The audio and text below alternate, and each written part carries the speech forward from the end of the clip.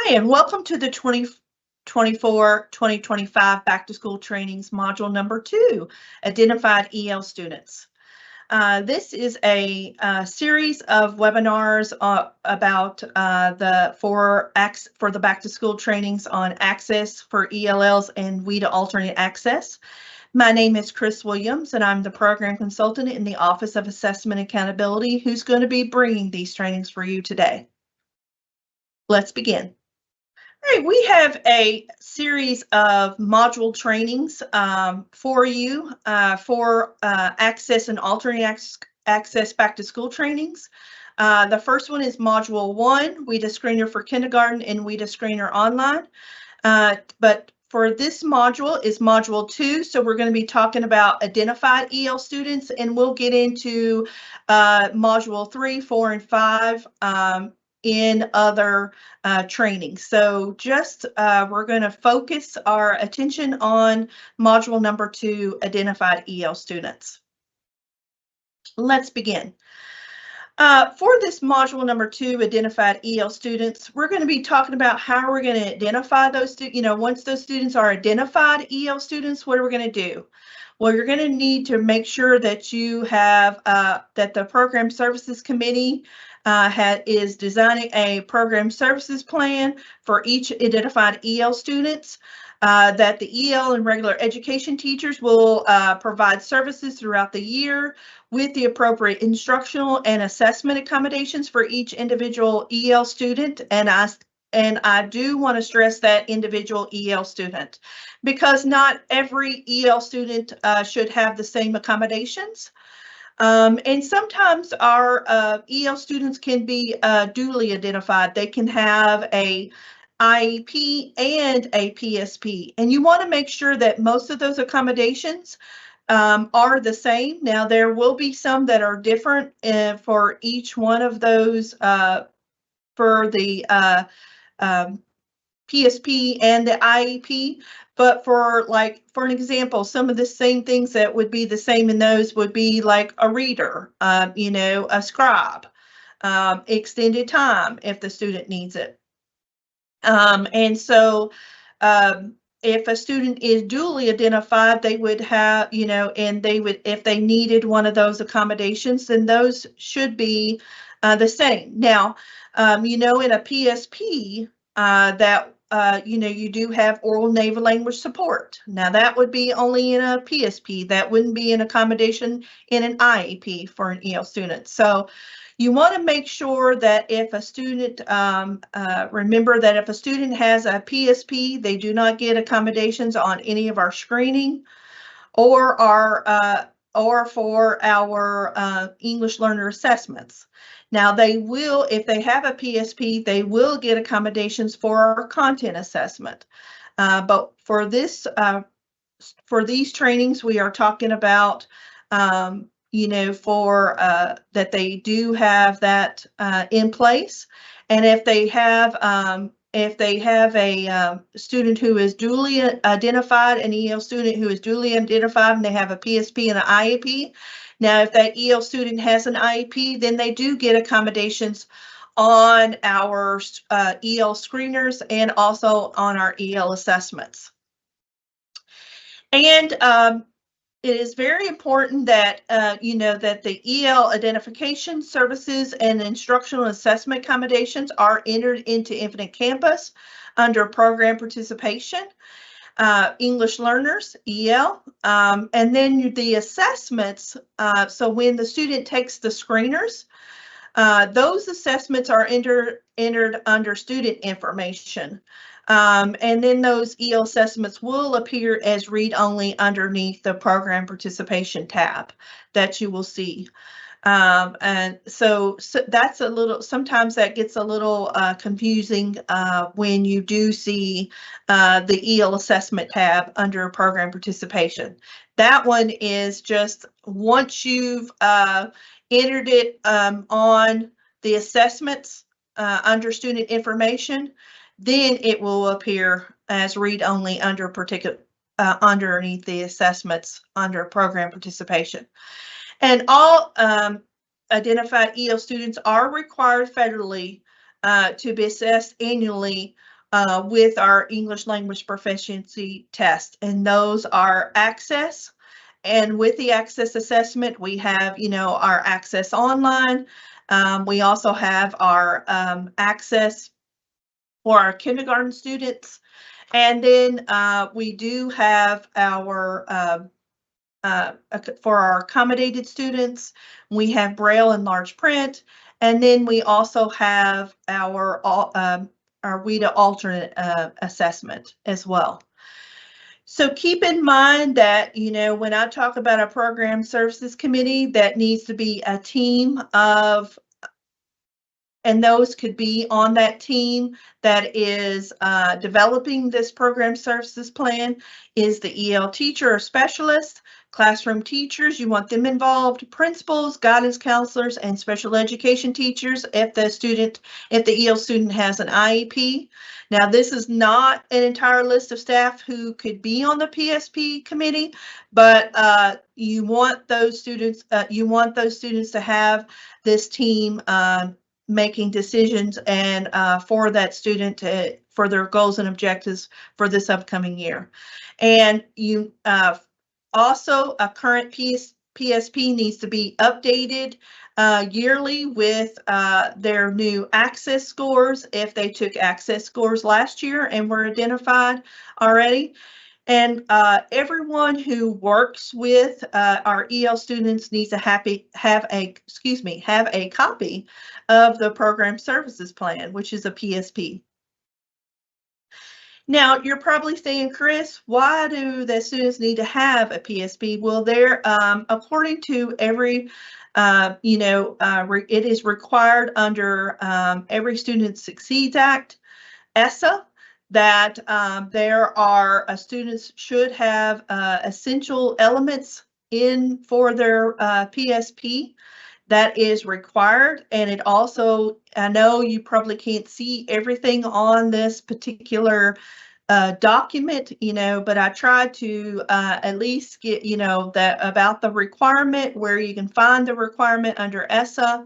And of course, it is also a requirement underneath our Inclusions of Special Populations regulation as well, 703 KAR 5:070. So like I said, this assessment, with the screening and assessing the students and properly identifying them and also assessing them annually every year is required federally, and it is also required, state required as well. So you can also just remind everyone in your district about this particular piece of it. And to see the full version of a program services plan, I've also linked this for you that you are to use when when you're writing these program services plans. So make sure that you're using the right forms that is linked here for you. And you can also upload those PSPs into Infinite Campus as well. Now, speaking of Infinite Campus, we have what we call English language data standards for entering this data into Infinite Campus. So once you screen students, because like I said, right now we're talking about screening, but also we'll go through the EL assessment tab with you as well, and just kind of remind you of this particular where you're going to be able to see the assessments. And also I have linked here the EL data standards that help you walk you through this particular entering the information into Infinite Campus. And what you're going to do is the path to be able to view these particular tabs is you're going to go, once you log into Infinite Campus, you're going to go to Index, and underneath Index tab, you're going to see underneath Student Information, you'll see a tab that's called Program Participation. And underneath program participation, you'll see our English Learner tab, and you'll be able to see all of these tabs that we're going to be talking about underneath this underneath program participation English Learner. So, except for the EL assessment tab, and we'll talk about that in just a minute. So for the first tab, when you're entering data in on that first tab, because you're going to need that to be able to enter in, their program status, when the student was identified, when the student is expected to exit. And you're probably saying, well, Chris, how do I know when a student is expected to exit?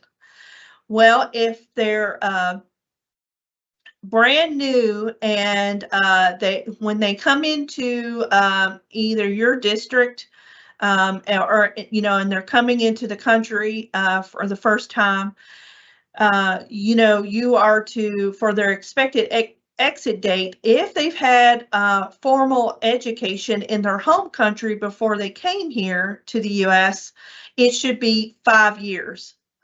Is their expected exit date. So it'd be 5 years from when they were identified is when they would be expected to exit.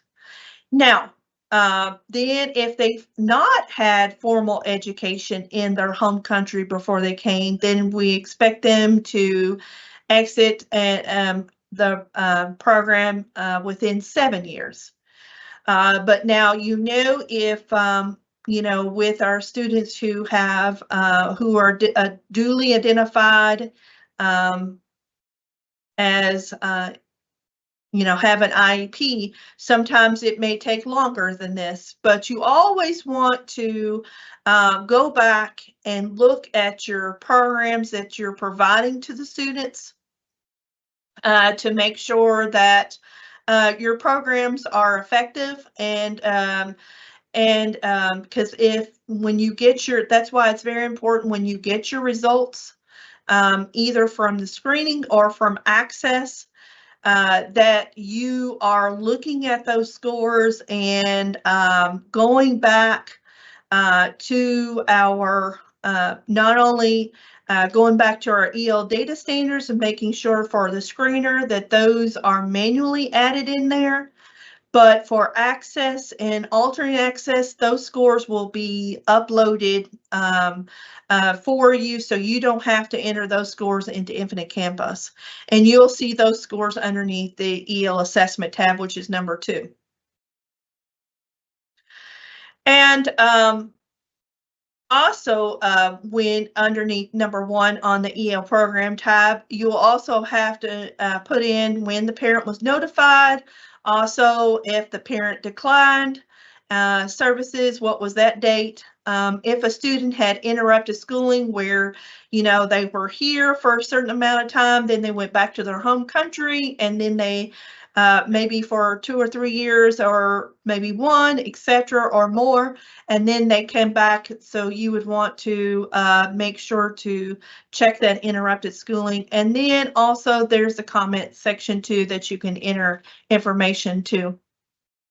So it's very important that you are entering this information, and the person who is entering this data, if it's whoever it is in your district, make sure that they have a copy of that, of the English language data standards, to be able to assist them with this.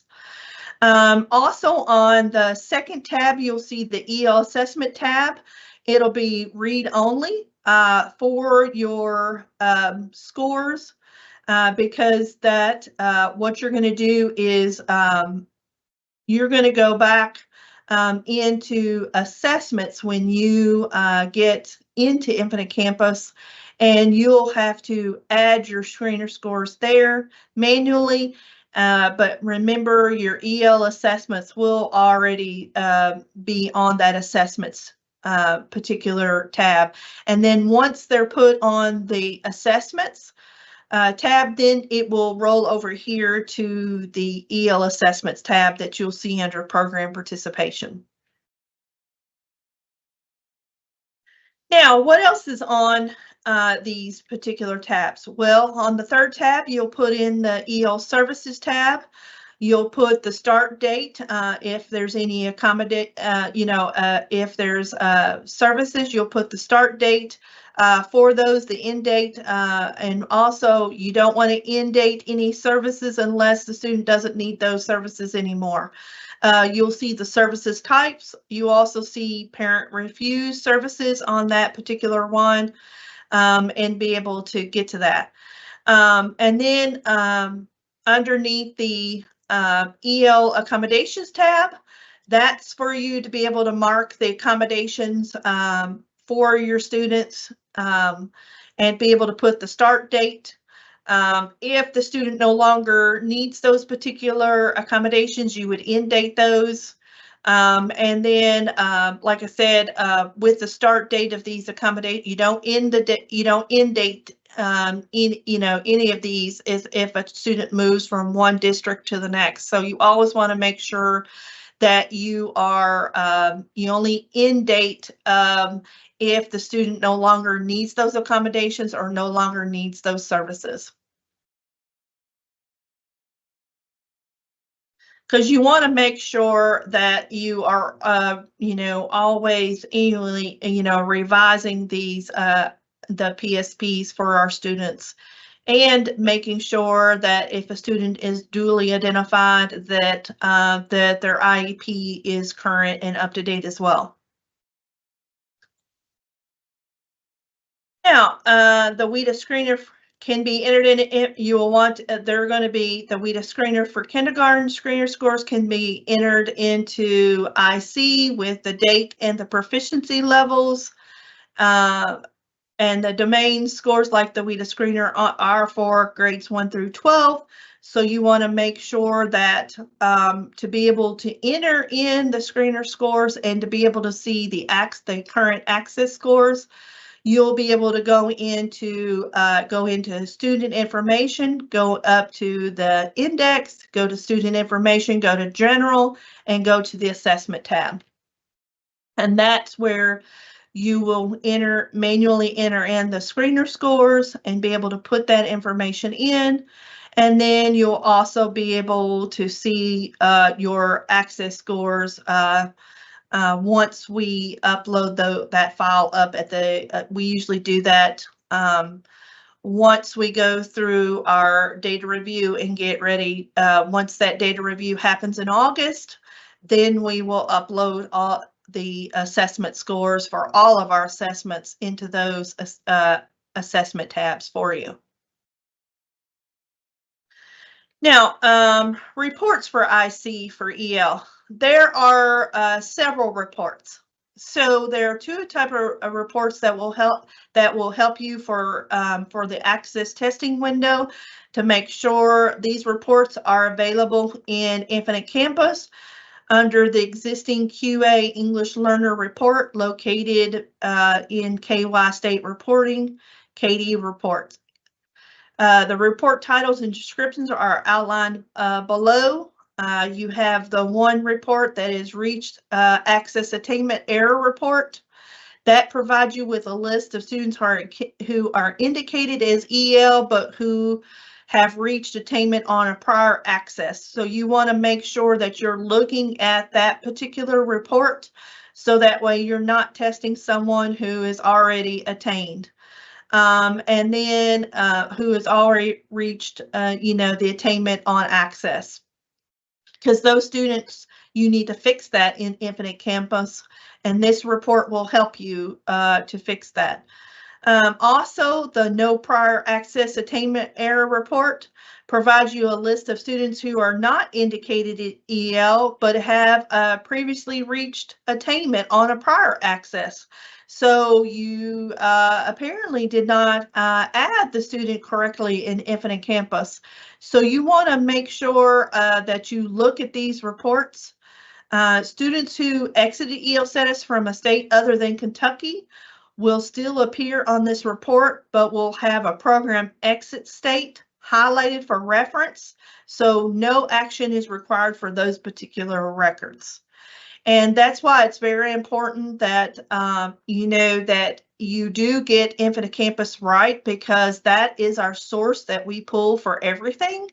Not only to run your reports, but to get ready for not only putting in your screener, your screeners, but also, your screening information. But Infinite Campus is also important for our rosters, for our data review that we do in our office, and for any of our rosters that we have in SDRR. So it's very important that you do get Infinite Campus right, because we do go and pull this information to pre-populate when it does come to our assessments, when it does come to our rosters in in SDRR. So like I said, make sure that you get it right in Infinite Campus. Also, it's very important when it comes to later on and we're preparing to order materials, because we will go in and order materials for access and alternate access. It's very important that you've got all of your students identified in there and they're marked as EL. And they do have in there that they're marked another language other than English, and that they've got their services and their assessments and their accommodations in there, and the program services types in there as well. So it's very key that Infinite Campus, all the data is right in Infinite Campus, because it does affect a lot of things, and we don't want to provide more work for you to do. Another report I want to is the EL extract report, and that is in Infinite Campus as well. You always want to run that EL extract report multiple times through the year to make sure that there are no errors on any of the tabs that you have under program participation, because that's going to be important that you clean up those errors.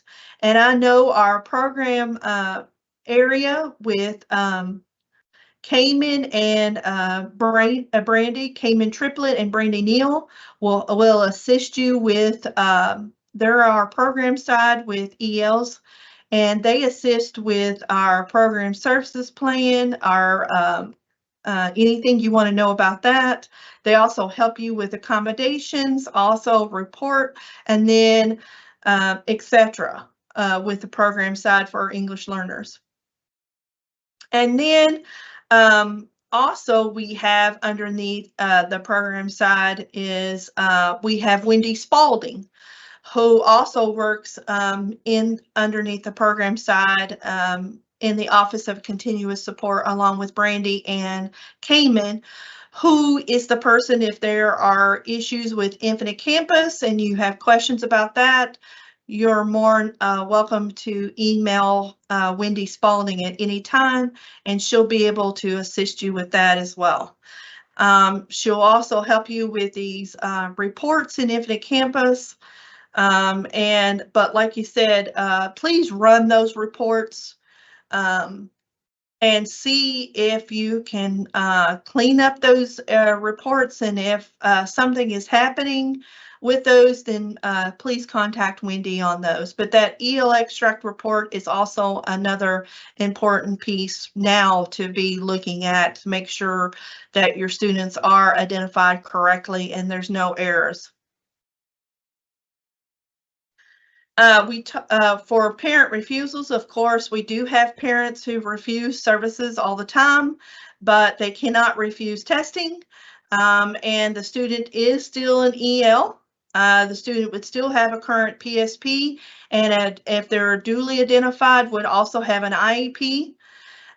They would be providing those accommodations, and make sure you're providing those accommodations in Infinite Campus. And also, if you're screening them underneath the accessibility and accommodations manual, those accommodations for the screener and access, and providing that instruction in the regular classroom. And then they would also take access in January.